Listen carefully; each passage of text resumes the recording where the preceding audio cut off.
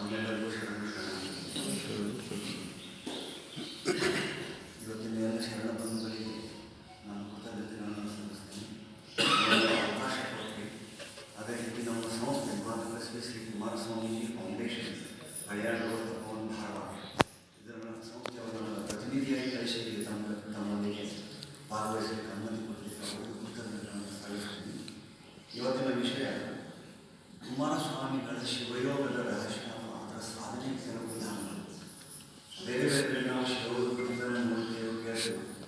ಶಿವಯೋಗ ಅನ್ನುವಂಥ ಒಂದು ವೈಶಿಷ್ಟ್ಯದ ಬಗ್ಗೆ ನಾನು 4 ಮಾತುಗಳನ್ನು ತಮ್ಮೊಂದಿಗೆ ಹಂಚಿಕೊಳ್ಳಿ. ಆರಂಭ ಮಾಡೋದಕ್ಕಿಂತ ಮುಂಚೆ ಶ್ರೀಗಳ ಕುರಿತು 2 ಮಾತು ಪರಿಚಯಾತ್ಮಕವಾಗಿ ಹೇಳಬೇಕಾಗಿದೆ. ಶ್ರೀಗಳು 1909ರಲ್ಲಿ ಬೆಳಗಾವಿ ಜಿಲ್ಲೆಯ ಬೈಲೂರು ತಾಲೂಕಿನ ಹುಣಸಿಕಟ್ಟಿ ಗ್ರಾಮದಲ್ಲಿ ಜನಿಸಿದರು. ಅವರ ಆರಂಭಿಕ ವಿದ್ಯಾರ್ಥಿ ಜೀವನ ಎಲ್ಲ ಬೈಲೂರಿನದ್ದಾಗಿದೆ. ಅದಾದಮೇಲೆ ಧಾರವಾಡ ಕರ್ನಾಟಕ ಕಾಲೇಜ್, ಅದಾದಮೇಲೆ ರಾಜಾರಾಮ್ ಕಾಲೇಜ್ ಕೊಲ್ಲಾಪುರಲ್ಲಿ BA ಕಾಲೇಜ್ ಮುಗಿಸಿ ಆಗಿನ ಕಾಲದಲ್ಲಿ ಸಾಕಷ್ಟು ಪದವಿ ಪುರಸ್ಕಾರಗಳು ಸಿಗೋದಿತ್ತು. ಬಟ್ ಅವರ ಆಂತರಿಕ ಪ್ರೇರಣೆಯಿಂದ ಅವ್ರು ಏನು ಮಾಡಿದರು, ನವಿಲು ತೀರ್ಥ ಸವಲತ್ತಿ ಅಂತಿದ್ರು, ಅಲ್ಲಿ ಅವರು ಸಾಧನೆ ಮಾಡಿ ನೌಕರ್ಯಾನ ಮಟ್ಟದ ಪದಾಧಿಕಾರಿ ಧಾರವಾಡ. ಅದಾದಮೇಲೆ ಸಾಕಷ್ಟು ಪುಸ್ತಕಗಳನ್ನು ಕನ್ನಡದಲ್ಲಿ ಮತ್ತು ಇಂಗ್ಲೀಷ್ನಲ್ಲಿ ರಚಿಸಿ ಬೇರೆ ಬೇರೆ ದೇಶಗಳಿಗೆ ಪ್ರಯಾಣ ಮಾಡಿ ಇವತ್ತಿನ ತಪವನ್ನು 1965ರಲ್ಲಿ ಇವತ್ತಿನ ತಪವನ್ನು ಸ್ಥಾಪಿಸಿದರು. ಅವರ ಸಾಧನೆ ಕುರಿತು 2 ಸಂಕ್ಷಿಪ್ತ ಮಾಹಿತಿಗಳನ್ನು ತಮಗೆ ನೆನಪು ಮಾಡಿಕೊಳ್ಳಬೇಕಿದೆ. ಹೊಸದಲ್ಲ. ಪೋಪ್ ಪಾಲರಿಗೆ ವೆಟಿಕನ್ ಯೂನಿವರ್ಸಿಟಿಯಲ್ಲಿ ಸ್ವತಃ ಅವರ ಆಹ್ವಾನದ ಮೇರೆಗೆ ಭೇಟಿಯಾಗಿ ಲಿಂಗಾಯತ ಧರ್ಮದ ಗುರು ಅಥವಾ ಕೇಂದ್ರದಿಂದ ಆದಂಥ ಇಷ್ಟಲಿಂಗವನ್ನು ಅವರಿಗೆ ಕಾಣಿಕೆ ಕೊಟ್ಟು ಅದರ ಬದಲು ಮಾಹಿತಿ ಕೊಟ್ಟರು. ಅದರ ವೈಜ್ಞಾನಿಕ ನೆಲೆಗಟ್ಟನ್ನು ಅವರು ತಿಳಿಸಿಕೊಟ್ಟದ್ದು ಇದು ಅವರ ಒಂದು ಸಾಧನೆ.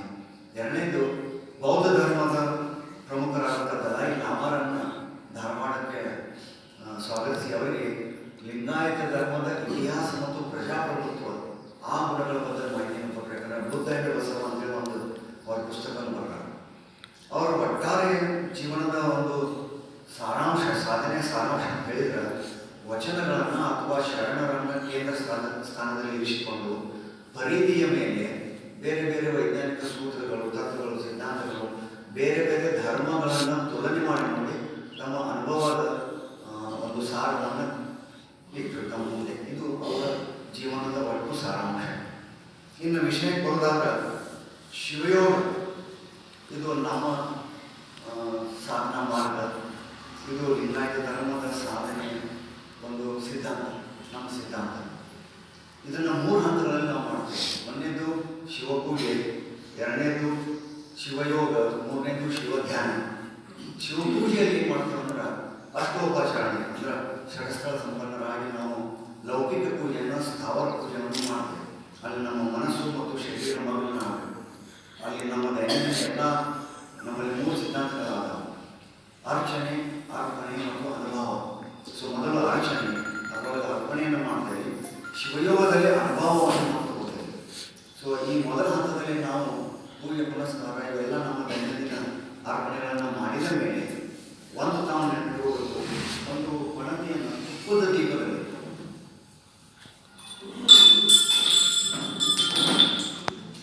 ದೀಪದಲ್ಲಿ ಲಿಂಗಕ್ಕೆ ಪಣತಿಯನ್ನು ಏನು ನಾವು ತೋರಿಸ್ತೇವೆ, ತುಪ್ಪದ ದೀಪದಲ್ಲಿ ಆಗಬೇಕಂತಿದೆ. ಅದನ್ನು ರೆಡಿ ಇಟ್ಕೋಬೇಕು. ನಮ್ಮ ಎಡಭುಜದ ಹಿಂಬದಿ ಇಂಥ ಒಂದು ಸ್ಟ್ಯಾಂಡನ್ನು ಹಿಂದಕ್ಕೆ ಶರಣರು ಮಾಡಿಕೊಂಡು ಬರ್ತಿದ್ರು. ಈಗ ನಾವು ಈಗಿನ ಕಾಲದಲ್ಲಿ ಒಂದು ಸ್ಟ್ಯಾಂಡ್ ಮಾಡಿ ನಮ್ಮ ಎಡಭುಜದ ಹಿಂಬದಿ ಆ ದೀಪವನ್ನು ಇಡುವ ವ್ಯವಸ್ಥೆ ಮಾಡ್ಕೋಬೇಕು. ಇದು ಶಿವಯೋಗದ ಆರಂಭ. ಯಾವಾಗ ನಮ್ಮ ಭೌತಿಕ ಪೂಜೆ ಅಥವಾ ಲೌಕಿಕ ಪೂಜೆ ಮುಗಿತದೋ ಅವಾಗ ಎಲ್ಲ ನಾವು ವಸ್ತುಗಳನ್ನು ತೆಗೆದಿಡ್ತೇವೆ. ಮತ್ತು ಅಕ್ಷತೆಗಳನ್ನ ತೆಗೆದಿಟ್ಟ ಮೇಲೆ ಕೈಗಳನ್ನು ಒಣ ಮಾಡಿಕೊಂಡು ಇಷ್ಟಲಿಂಗವನ್ನು ಉಣ್ಣೆ ಬಟ್ಟೆಗೆ ಅಥವಾ ನೂಲಿನ ಬಟ್ಟೆಗೆ ಒಂದೇ ಕಡೆ ತೀಡ್ತೇವೆ, ಒಂದೇ ದಿಕ್ಕಿನಲ್ಲಿ. ಇಲ್ಲಿ ಒಂದು ನಾವು ಆಶ್ರಯ ಪಡಬೇಕು. ಫ್ಯಾರಡೇಸ್ ಲಾಸ್ ಅದಾವ ಅಂದ್ರೆ 12ನೇ ಶತಮಾನದಲ್ಲಿ ಶರಣರು ಹೆಂಗೆ ವಿಜ್ಞಾನವನ್ನು ಅಳವಡಿಸಿದ್ರು ಅನ್ನೋದು ಈಗ 100 ವರ್ಷದ ಒಳಗಿನ ಸಾಧನೆಗಳನ್ನು, ಸಿದ್ಧಾಂತಗಳನ್ನು ನಾವು ಈಗ ತಿಳ್ಕೊಳ್ತೇವೆ. Faraday's 3 laws. ಒಂದು ಇಲೆಕ್ಟ್ರಿಸಿಟಿ ಜನರೇಷನನ್ನು 3 ವಿಧಾನದಲ್ಲಿ ಮಾಡ್ಬೋದು. ಒಂದು ಫ್ರಿಕ್ಷನ್, 2ನೇದು ಕಾಂಟ್ಯಾಕ್ಟ್, 3ನೇದು ಇಂಡಕ್ಷನ್. ಈ 3ನ್ನು ಶರಣರು 12ನೇ ಶತಮಾನದಲ್ಲಿ ಶಿವಯೋಗದಲ್ಲಿ ಅಳವಡಿಸ್ಯಾರ. ಆದರೆ ಕನ್ನಡದಲ್ಲಿ ಹೇಳಿದ್ರು, ಅದು ನಮ್ಗೆ ಇವತ್ತಿಗೂ ತಿಳಿಯುವಂತೆ ನಾವು ಬೇರೆದವ್ರ ಬಗ್ಗೆ ಹೇಳ್ತೀವಿ. ಇಷ್ಟಲಿಂಗವನ್ನು ನೂಲಿನ ಬಟ್ಟೆ ತಿಳಿಬೇಕಾದ್ರೆ ಅದು ಫ್ರಿಕ್ಷನ್, ಘರ್ಷಣೆ. ಎಡಗೈಯಲ್ಲಿ ಇಷ್ಟಲಿಂಗವನ್ನು ಇಡಬೇಕು, ಅದು ಕಾಂಟ್ಯಾಕ್ಟ್ ಅಥವಾ ಸ್ಪರ್ಶನೆ. ಇದು ಫ್ಯಾರಡೇಸ್ ಲಾಸ್. ಮೂರನೇದು 10 ಇಂಚು ಅಂತರದಲ್ಲಿ ಆ ಇಷ್ಟಲಿಗಳ ಮೇಲೆ ಬೀಳುವ ಈ ಪ್ರತಿಬಿಂಬವನ್ನು ಕಣ್ಣಿನಿಂದ ಬೆಳಗಿಸಿದ ಕಣ್ಣಿನಿಂದ ಅಥವಾ ಅರೆತೆರೆದ ಕಣ್ಣುಗಳಿಂದ ನಾವು ತ್ರಾಟಕ ಮಾಡಬೇಕು. ಇದು ಇಂಡಕ್ಷನ್. ಈ 3 ರೀತಿಯ ಫಾರ್ಮುಲಾಗಳನ್ನು ನಮ್ಮ ಶರಣರು ಅವತ್ತು 12ನೇ ಶತಮಾನದಲ್ಲಿ ಅಳವಡಿಸಿಕೊಂಡು ಕೊಡ್ತಾರೆ. ಇಲ್ಲಿ 10 ಇಂಚು ಈ ಅಂತರವನ್ನು ಯಾಕೆ ಹೋಗಬೇಕು ಅನ್ನೋ ಪ್ರಶ್ನೆ ಬರ್ತದೆ. ನಮ್ಮ ಶರೀರ ಅಥವಾ ನಮ್ಮ ಹೃದಯ, ನಮ್ಮ ಮೆದುಳು, ನಮ್ಮ ಕಣ್ಣುಗಳು ಒಂದು ಪ್ರಪೋರ್ಷನೇಟ್ ಅಲ್ಲ. ಈ ಪ್ರಪೋರ್ಷನೇಟನ್ನು ನಾವು ದಶಾಂಶ 10 ಅಂತರದಲ್ಲಿ ತಗೋಬೇಕಂತಂದು ಇಲ್ಲಿ ನಾವು ಆಪ್ಟಿಕ್ಸ್ಗಳನ್ನು ನೋಡೇವೆ. Physics optics to get real image object should be at the focal distance ಅಂತ. ಈ ಫೋಕಲ್ ಡಿಸ್ಟೆನ್ಸನ್ನು ಅಡ್ಜಸ್ಟ್ ಮಾಡಿಕೊಳ್ಳುವ ವಿಧಾನ ಇದು. ಇಲ್ಲಿಯೂ ಮತ್ತು ಸೈನ್ಸ್ ಬಂತು. ಅಲ್ಲಿ 4 ಅರ್ಜುನರು ಕಳೆ ಅಂತ ಅಂದರು. ಅವು ಸೌಂಡ್ ಎನರ್ಜಿ, ಹೀಟ್ ಎನರ್ಜಿ ಮತ್ತು ಲೈಟ್ ಎನರ್ಜಿ. ಈಗ ನಾವು ಫಿಸಿಕ್ಸ್ನೊಳಗೆ ಏನು ಕಲಿತೇವೆ ಅದನ್ನು ಅವರು 6 ಶಬ್ದದಲ್ಲಿ ಹೇಳಿದರು. ಇನ್ನು ಶಿವಯೋಗದಲ್ಲಿ ಎಡಗಸ್ತದಲ್ಲಿ ಯಾಕೆ ಹೋಗಬೇಕು ಅನ್ನೋ ಪ್ರಶ್ನೆ ಮತ್ತೊಂದು. ಬಹುತೇಕ ಧರ್ಮಗಳು ಎಡಗಿನ ಕೈಯನ್ನು ಅಶುಭ ಅಂತ ಹೇಳಿದವು. ಬಟ್ ನಮ್ಮಲ್ಲಿ ಎಡಗಿನ ಹಸ್ತ ಅಥವಾ ಎಡಗೈನೇ ಪ್ರಮುಖ.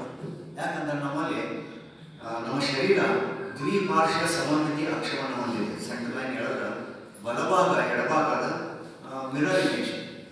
ಅಂದರೆ ಎಡಭಾಗ ಇಲೆಕ್ಟ್ರಾನ್ಸ್ಗಳನ್ನು ಹೆಚ್ಚು ಹೊಂದಿದೆ, ಬಲಭಾಗ ಪ್ರೋಟಾನ್ಸ್ಗಳನ್ನು ಹೆಚ್ಚು ಹೊಂದಿದೆ. ಇಲೆಕ್ಟ್ರಾನ್ಸ್ಗಳು ಯಾವಾಗಲೂ ಶಕ್ತಿಯುತ ಅಂಥೇಳಿ ಈ ಇಷ್ಟಲಿಂಗವನ್ನು ಎಡಗೈಯಲ್ಲೇ ಇಡಬೇಕು, ಈ ಅಂತರದಲ್ಲೇ ಇಡಬೇಕು.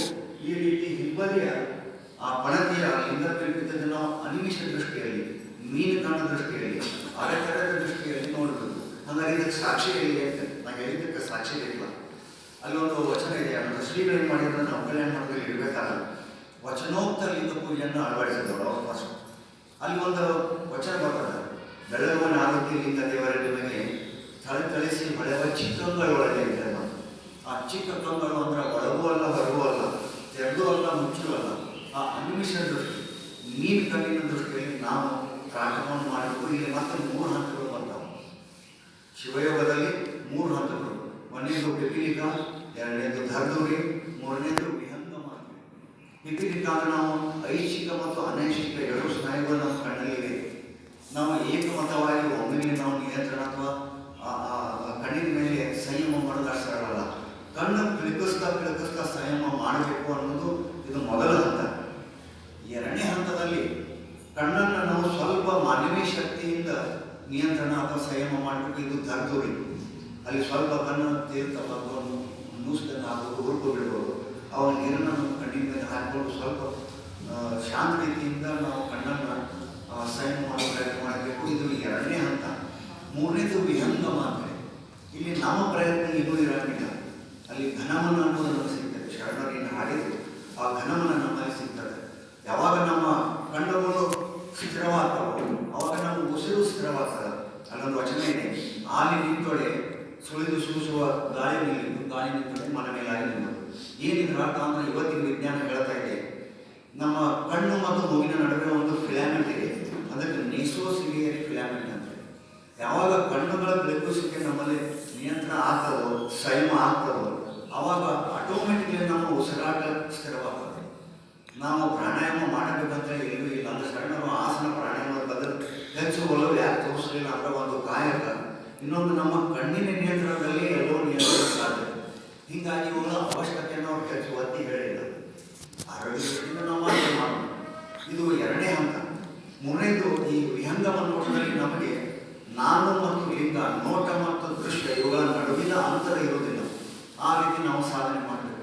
ಹಾಗಾಗಿ ಈ ಸಾಧನೆ ಮಾಡಿದ್ದು ಏನಾದರೂ ಸಾಕ್ಷಿಗಳಿವೆ.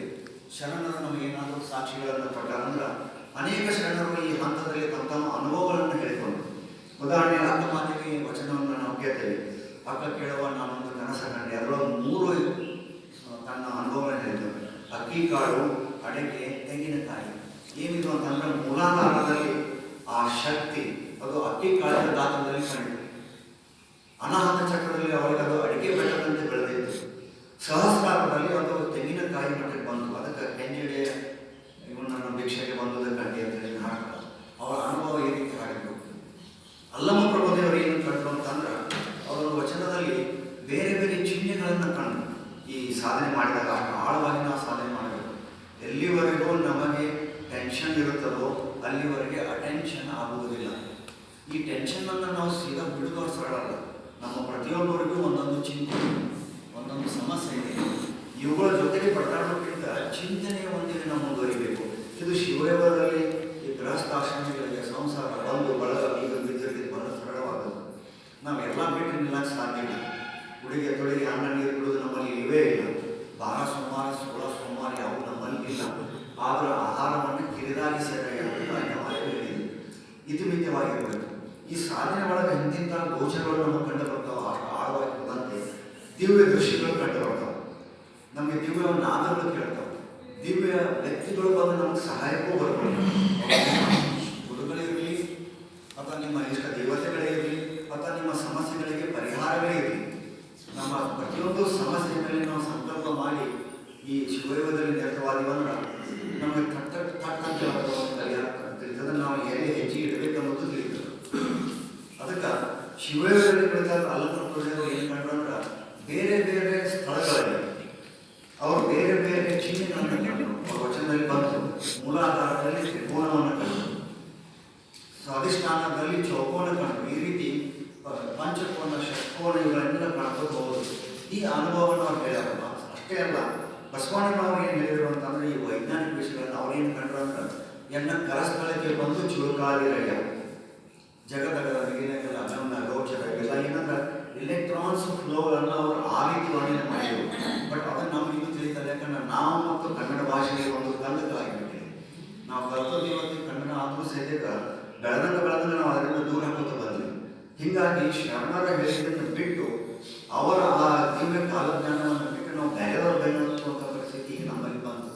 ಯಾಕಂದ್ರೆ ನಾವು ಸಾಧನೆ ಮಾಡ್ತಾ ಇಲ್ಲ. ಒಂದನೇದು.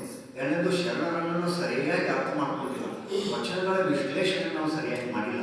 ಇಲ್ಲಿ ಇಂಗ್ಲೀಷನ ಪ್ರಭಾವ ಅಥವಾ ಬೇರೆ ಭಾಷೆಗಳ ಪ್ರಭಾವ ಅನ್ನೋಕ್ಕಿಂತ ನಮ್ಮ ಭಾಷೆಯನ್ನೇ ನಮ್ಮ ವಚನ ಶಾಸ್ತ್ರವನ್ನೇ ನಾವು ಗೌರವವಾಗಿ ತಗೋತಿದ್ದ ಕಾರಣ ಅಲ್ಲಿ ಅವರೇನು ಹೇಳ್ಕೊಂಡು ಶರಣರು ನೀಲಾಂಬಿಕೆ ಮತ್ತು ಕಲ್ಯಾಣಮ್ಮನವರು ಇಷ್ಟೊಂದು ಜೀವಜ್ಞಾನ ಇಟ್ಟಿದ್ರಲ್ಲಿ ಅವರು 12ನೇ ಶತಮಾನದಲ್ಲಿ ಕುಳಿತುಕೊಂಡು 20ನೇ ಶತಮಾನದಲ್ಲಿ ಭಾರತಕ್ಕೆ ಏನು ಆಗ್ತೈತಿ ಅನ್ನೋದನ್ನು ಅವಾಗಲೇ ಆ ದೃಶ್ಯಗಳನ್ನು ಕಂಡು ವಚನಗಳಲ್ಲಿ ಹಾಡಿದರು.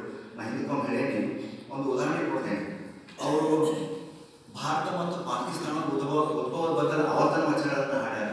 ಆದರೆ ನಮಗೆ ಇನ್ನೂ ತಿಳಿತಾಯಿಲ್ಲ. ಕಾಲಪ್ರವಾಹ ಅಂತ ಶ್ರೀರಾಮ ಪುಸ್ತಕದಲ್ಲೇ ಬಂದಿದೆ 9 ವಚನಗಳ ವಿಶ್ಲೇಷಣೆ. ಅವ್ರು ಏನು ಹಾಡಿದ್ರು ಅಂದರೆ ಎಲ್ಲ ವಚನಗಳ ಒಂದು ಸಾರಾಂಶ. ಹಿಂದಕ್ಕೆ 10 ಮುಂದಕ್ಕೆ 11.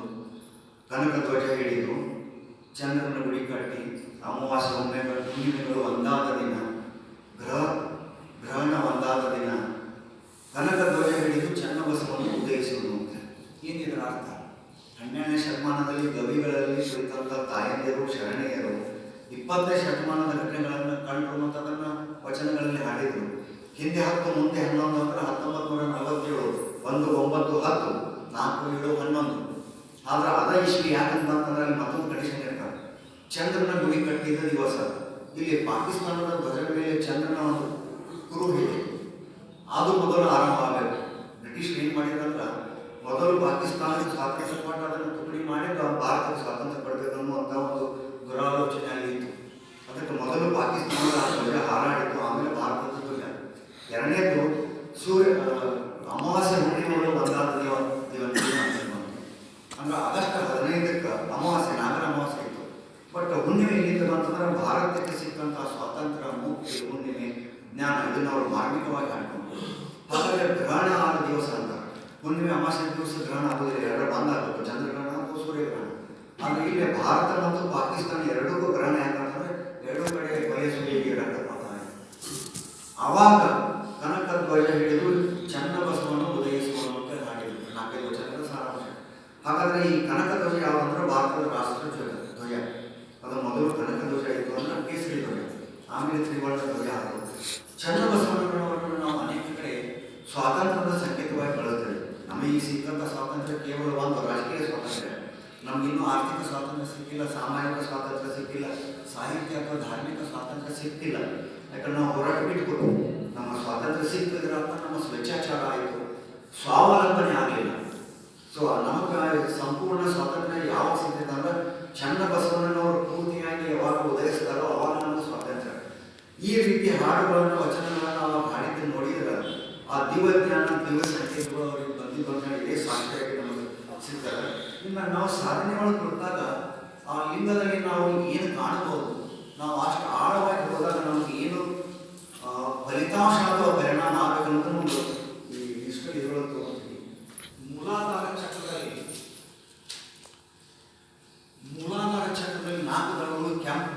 ಒಮ್ಮೊಮ್ಮೆ ಲಿಂಗಗಳು ನಾವು ಕಾಣ್ತಾವೆ. ಅಂದ್ರೆ ನಾವು ಯಾವ ಸ್ಥಾನದಲ್ಲಿ ಅದೇ ಒಂದು ನಾವು ತಿಳ್ಕೊಬೋದು. ನನ್ನ ಸಾಧನೆ ಇವತ್ತಿಗೆ ಎಲ್ಲಿದೆ ಅಂತ ನಾನು ತಿಳ್ಕೊಂಡು ಹೋಗ್ಬೋದು. ನೀವೆಲ್ಲರೂ ಬೇರೆ ಬೇರೆ ಹಂತಗಳಲ್ಲಿ ನೀವು ಸಾಧಕರಾಗಿ ಶಿವಯೋಗ ಜಿಜ್ಞಾಸೆ ಹಂತಗಳು ಬೇರೆ. ಅಂದರೆ ಅವ್ರೇನು ಮಾಡಿದ್ರು ಅವರು ಒಂದೊಂದು ಸ್ಥಳಕ್ಕೆ ಒಬ್ಬೊಬ್ಬನ ಅಧಿಕಾರಿಯನ್ನು ಮಾಡಿದರು. ಭಕ್ತ ಸ್ಥಳಕ್ಕೆ ಬಸವಣ್ಣ ಅಧಿಕಾರಿ ಆಗಲ್ಲ, ಆದರೆ ಐಕ್ಯ ಸ್ಥಳಕ್ಕೆ ಅಜಗಣ್ಣ ತಂದೆಗಳು ಅಧಿಕಾರಿಗಳಾಗ. ಅಂದ್ರೆ ಆ ಸ್ಥಾನಗಳಲ್ಲಿ ನಿಂತವ್ರು ಸಾಧನೆ ಮಾಡಿ ಅಲ್ಲಿಂದ ಅವರ ಆಯುಷ್ಯ ತಗೋದು. ಇದು 4 ದಳಗಳ ಕೆಂಪು ವರ್ಣ ಪ್ರತಿಯೊಂದು ಚಕ್ರಕ್ಕೆ ಅದಕ್ಕೆ ಪ್ಲೆಕ್ಸಸ್ ಅಂತ ಹೇಳಿ ಇತ್ತೀಚೆಗೆ ವಿಜ್ಞಾನ ಅರ್ಥಶಾಸ್ತ್ರಜ್ಞರು ವರ್ಣನೆ ಮಾಡಿದ್ರು. ಅದನ್ನು ಅವರು ಶರಣರು ಲಿಂಗ ಅಂತ ಕರೆದರು. ಆಚಾರಲಿಂಗ, ಗುರುಲಿಂಗ, ಬಂದ ಮಹಾಲಿಂಗದವರೆಗೂ ಜಂಗಮ ಲಿಂಗ 6 ಸ್ಥಳಗಳನ್ನು ಅವರು ಲಿಂಗ ಅಂತ ಕರೆದು ಒಂದೊಂದು ಸ್ಥಳಕ್ಕೆ ಒಂದೊಂದು ಸ್ಥಳದ ಹೆಸರು ಕೊಟ್ಟರು. ಭಕ್ತ ಸ್ಥಳ, ಮಹೇಶ ಸ್ಥಳ ಇವೆಲ್ಲ. ಈ ರೀತಿ ನಾವು ಸಾಧನೆ ಮಾಡಬೇಕಾದ್ರೆ ಆ ಲಿಂಗದಲ್ಲಿ ಆ ದೃಶ್ಯಗಳು ನಮಗೆ ಕಾಣ್ತಾವೆ, ದಳಗಳು ಕಾಣ್ತಾವೆ, ವರ್ಣಗಳು. ಪ್ರತಿಯೊಂದು ಚಕ್ರಕ್ಕೆ 4 ಅದಾವ: ದಳ, ಕುಳ, ಸ್ಥಳ ಮತ್ತು ವರ್ಣ. ಇವುಗಳನ್ನು ನಾವು ಶಕ್ತಿ, ದಳ, ಕುಳ, ಸ್ಥಳ ಮತ್ತು ಶಕ್ತಿ, ಒಂದೊಂದು ಶಕ್ತಿ ಇದೆ. ಈ ಶಕ್ತಿಯನ್ನು ಹಿಡ್ಕೊಂಡು ಅವರು ಕುಂಡಲಿನಿ ಜಾಗೃತಿಯನ್ನು ಮಾಡಿಕೊಂಡ್ರು. ಬೇರೆ ಯೋಗ ಪ್ರಕಾರಗಳು ಏನು ಮಾಡ್ತಾವೆ ಅಂದ್ರೆ ಬಹಳಷ್ಟು ಪ್ರಯಾಸಕಾರಿ ದೇಹದಂಡನೆಯನ್ನು ಮಾಡುವಂಥ ಕೆಲವು ಕ್ರಿಯೆಗಳನ್ನು ಒದಗಿಸ್ತಾವೆ. ಬಟ್ ಶಿವಯೋಗ ಇದಕ್ಕೆ ಸಂಪೂರ್ಣ ಯೋಗ, ಪರಿಪೂರ್ಣ ಯೋಗ. ಯಾಕಂತ ಅಂದ್ರೆ ಇದರಲ್ಲಿ ಮಂತ್ರ ಯೋಗ ಇದೆ, ಲಯೋಗ ಇದೆ, ರಾಜಯೋಗ, ಹಠಯೋಗ, ಪ್ರಾರ್ಥನಾ ಯೋಗ ಎಲ್ಲ ಇದೆ. ಅದಕ್ಕೆ ಇದನ್ನು ಸಂಪೂರ್ಣ ಯೋಗ ಅಂತ ನಾವು ಕರಿತೀವಿ, ಸಹಜ ಯೋಗ. ಇಲ್ಲಿ ನಾವು ದೇಹದಂಡನೆಗೆ ನಾವು ಯಾವುದಕ್ಕೂ ಪ್ರೋತ್ಸಾಹ ಕೊಡಂಗಿಲ್ಲ. ಈ ಸರಳವಾದಂಥ ಮಾರ್ಗವನ್ನು ನಾವು ಯಾವ ರೀತಿ ಜಾಗೃತಿ ಮಾಡ್ಕೋತೀವಿ ಅಂದ್ರೆ ಕಣ್ಣಿನ ಮೇಲೆ ನಿಯಂತ್ರಣ ಮಾಡಿ, ಕಣ್ಣಿನ ಮೇಲೆ ಸಂಯಮ ಮಾಡಿ. ಮೊದಲು ಕಣ್ಣು, ಆ ನಂತರ ಪಂಚೇಂದ್ರಿಯಗಳಲ್ಲಿ ಮೂಗು, ಆ ನಂತರ ನಾಲಿಗೆ ಅಥವಾ ಬಲಿಪೆಟ್ಟಿಗೆ. ನಾವು ಅತ್ಯುನ್ನತ ಸ್ಥಾನದಲ್ಲಿರುವ ಕಣ್ಣಿನ ಮೇಲೆ ಸಂಯಮವನ್ನು ಮಾಡಿ ಈ ಜಾಗೃತಿಯನ್ನು ಮಾಡ್ಕೊಳ್ಳಿಕ್ಕೆ ಸಾಧ್ಯ. ಮತ್ತು ಇದು ಅಪಾಯಕಾರಿ ಅಲ್ಲ. ಬೇರೆ ಬೇರೆ ಕಡೆ ಏನಾಗ್ಯಾವ ಅಂದ್ರೆ ಈ ಕುಂಡಲಿನಿ ಜಾಗೃತಿ ಬೆನ್ನ ಹತ್ತಿ ಕೆಲವರು ಮತಿಭ್ರಮಣೆ ಆಗಿ ಹೋಗ್ಬಿಟ್ಟಿದೆ, ಕೆಲವರಿಗೆ ಮಲ್ಟಿ ಆರ್ಗ್ಯಾನ್ ಫೇಲ್ಯೂರ್ಸ್ ಆಗಿದೆ. ಸೊ ಅಂಥ ಕ್ರಿಯೆಗಳಿಗೆ ನಾವು ಬಲಿಪಶು ಆಗಬಾರ್ದು.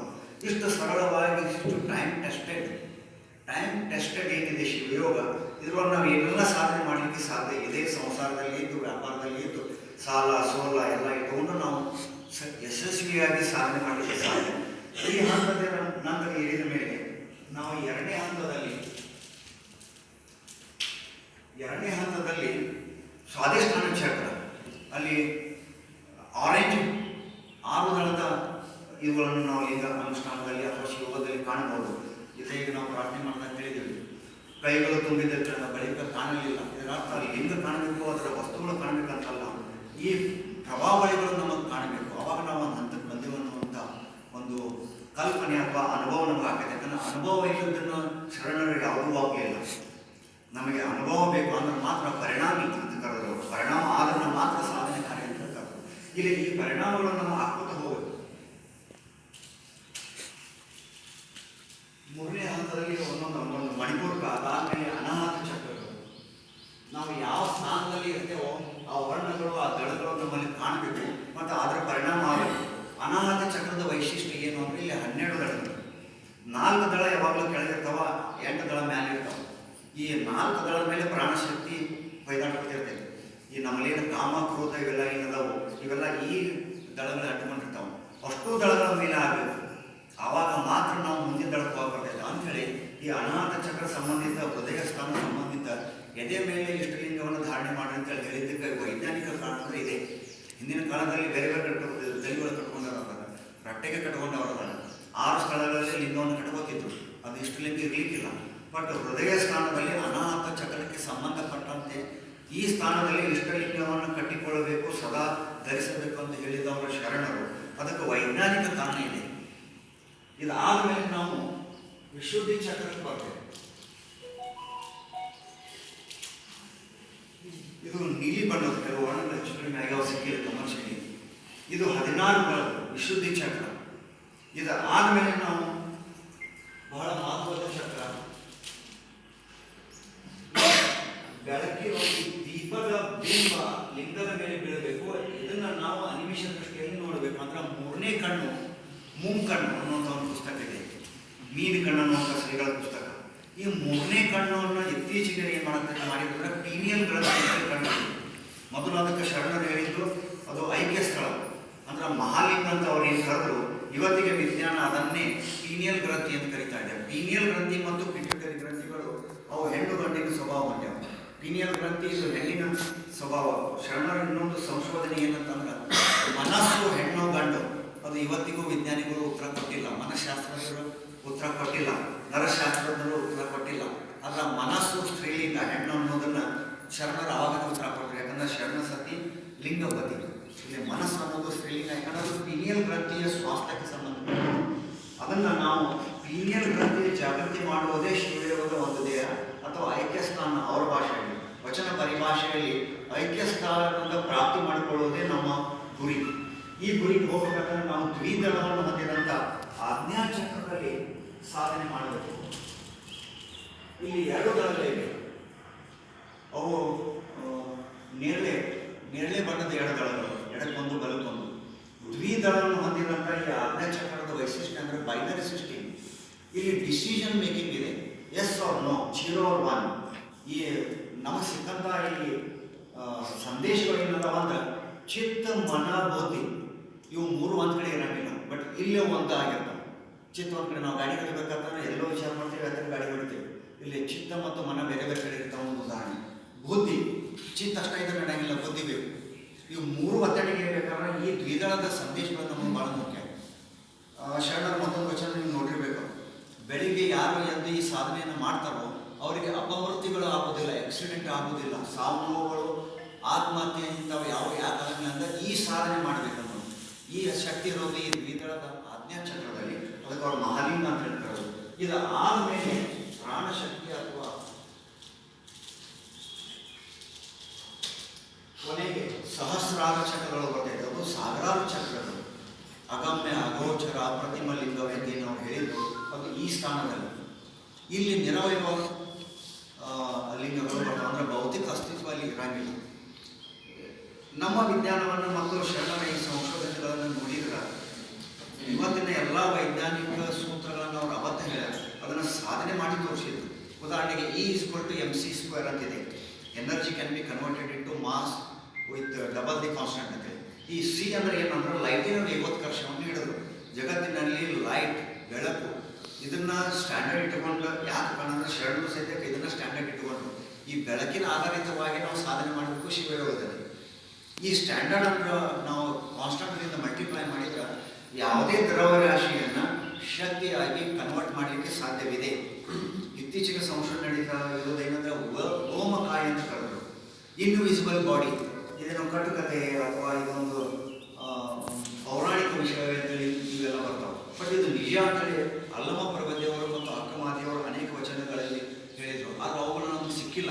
280 ಕೋಟಿ ವಚನಗಳನ್ನು ಹಾಡಿ ಇದ್ದಾಗ ನಮ್ಗೆ ಸಿಕ್ಕಂಥವು 10-20,000, ಅವು ಕಂಪ್ಲೀಟ್ ಇಲ್ಲ. ಹೀಗಾಗಿ ಆ ರಹಸ್ಯ ಇನ್ನೂ ಗೌಪ್ಯವಾಗಿ ಉಳಿತು. ಶರೀರವನ್ನು ಲೈಟ್ ಆಗಿ ಕನ್ವರ್ಟ್ ಮಾಡಲಿಕ್ಕೆ ಸಾಧ್ಯವಿದೆ. ದಟ್ ಇಸ್ E=mc² ಅನ್ನು ಇದು ಹೇಳಿದವರು ವ್ಯೋಮಕಾಯದಾರಗಳಾದಂಥ ಅಲ್ಲಮ ಪ್ರಭದೇವರು. ಅದಕ್ಕೆ ಅವರು ಕಾಲಲ್ಲಿ ಕಣ್ಣು ಮೂಡಿಂದ ಕಂಡೆ ಅಂತೇಳಿ ಹೇಳಿದರು. ಅದು ಬಯಲು ಒಡಲಿಗ.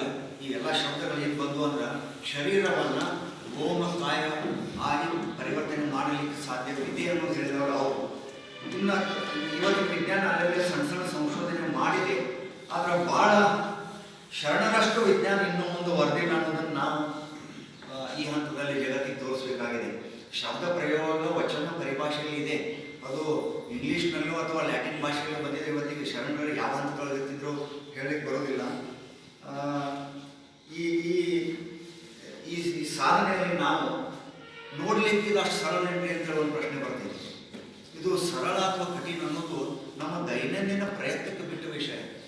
ನಾವು ಯಾವ ಹಂತದಲ್ಲಿ ಇಟ್ಕೊಂಡು ಯಾವ ಸಂಕಲ್ಪದಿಂದ ಸಾಧನೆ ಮಾಡ್ತೇವೋ ಅಷ್ಟಷ್ಟು ನಮಗೆ ಅವುಗಳ ಅಭಿವೃದ್ಧಿ ಸಾಧ್ಯ. ಅದಕ್ಕೆ ಬಸವಣ್ಣವ್ರು ಹೇಳ್ಯಾರ, ಸಣ್ಣಗೆ ಮೆಲ್ಲಗೆ ಬರಬೇಕು ನೀವು ಅಂತ. ಅವಸರ ಮಾಡುವಂಥ ಕೆಲಸ ಅಲ್ಲ. ಒಮ್ಮೆ ನಾಳೆ ಬೆಳಗ್ಗೆ ಮಾಡ್ತೀನಿ ಅಂದರೆ ಸಾಧ್ಯ ಇಲ್ಲ. ಹಂತವಾಗಿ ನಾವು ಈ ಸಾಧನೆಯನ್ನು ನಮ್ಮ ಮುಂದಿನ ಸಾಧಕರನ್ನಾಗಿ ತಯಾರು ಮಾಡೋಣ, ಶಿವಯೋಗಗಳನ್ನಾಗಿ ತಯಾರು ಮಾಡೋಣ. ಈ ಜವಾಬ್ದಾರಿ ನಮ್ಮ ಮೇಲೆ ಇದೆ. ನಮ್ಮ ಸಂಸ್ಥೆಯವರು ಯೋಗ ಶಾಲೆಯನ್ನು ನಡೆಸ್ತಾ ಇದ್ದೀವಿ. ಯೋಗ ರಿಸರ್ಚ್ ಆ್ಯಂಡ್ ಡೆವಲಪ್ಮೆಂಟ್ ಒಂದು ಕೇಂದ್ರವನ್ನು ಸ್ಥಾಪಿಸಿದ್ದೀವಿ. ಈ ಕರೋನಾ ಸಲುವಾಗಿ ಭಾಳ 2-3 ವರ್ಷ ಹಿಂದಿದ್ದೇವೆ. ನಾವು ಜಗತ್ತಿನ ಶ್ರೇಷ್ಠ ವಿಜ್ಞಾನಿಗಳನ್ನು ಒಂದೆಡೆ ಕಲೆ ಮಾಡಿ ಬೇರೆ ಬೇರೆ ಎಕ್ಸ್ಪರ್ಟ್ಸ್, ಅವರು ಮನಃಶಾಸ್ತ್ರದಲ್ಲಿ, ನರಶಾಸ್ತ್ರ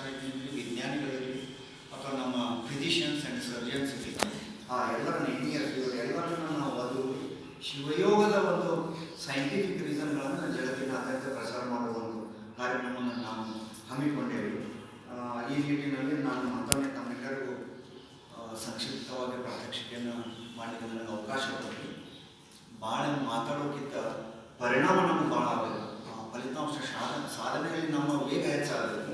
ಆ ನಿಟ್ಟಿನಲ್ಲಿ ನಾನು ಸಂಕ್ಷಿಪ್ತವಾಗಿ ಇದರ ಪರಿಚಯ ಕೊಟ್ಟು ಮತ್ತೊಮ್ಮೆ ತಮ್ಮೆಲ್ಲರಿಗೂ ನಮ್ಮ ಸಲುವಾಗಿ ಸಲ್ಲಿಸಿ